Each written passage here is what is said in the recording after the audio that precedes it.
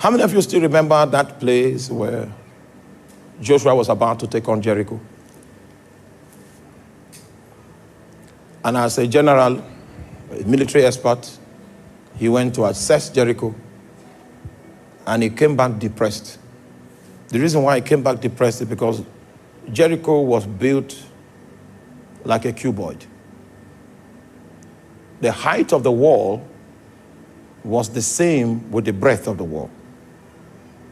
And if you're a student of the Bible, you will know that Rahab, the foundation of the house of Rahab, was on the wall of Jericho. Can you imagine a wall that was so vast that somebody's house is founded on it? We were told by historical perspective accounts that 7 war horses could ride side by side on the walls of Jericho. My friends are archaeologists. They have reports about the excavations that were done in Jericho. Okay, are you with me? How many of you still remember how a cube of sugar looks like? I know you don't use cubes anymore. You still remember? If you say that the wall of Jericho fell, turn it over, it's still the same height that it was before. In fact, a cube board cannot fall. It is engineered, so the walls were impregnable. So when he went for his strategic assessment of the wall, he knew there was no victory in Jericho.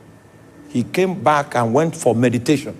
It was while he came for this time of meditation that he discovered what the army of Israel was made of. He thought that the army of Israel was made of just physical soldiers. He didn't know that there was a spiritual part to the army of Israel. Then the angel that was a captain of the angelic side decided to show himself to Joshua. So unfortunately, there were now 2 captains. So the captain that was on the other side now said, remove your sandal. Why is he supposed to remove his sandal? Because the ground whereon he stood was what? Holy ground. What made the ground holy? Did they come for sanitation there to remove what was evil in the ground? No, it was the presence of God that came to stand there. That was what made the ground holy. So if you can smuggle the presence here, it becomes holy ground. Remove your sandal. Hallelujah. And because you talk too much, for the next 7 days, you'll be mute. And you march around the city 7 times. That's the price you need to pay in order to come into full alignment with the invisible armies. When you have done that 7 times for 7 days, and on the 7th day, after doing it, you will give a shabak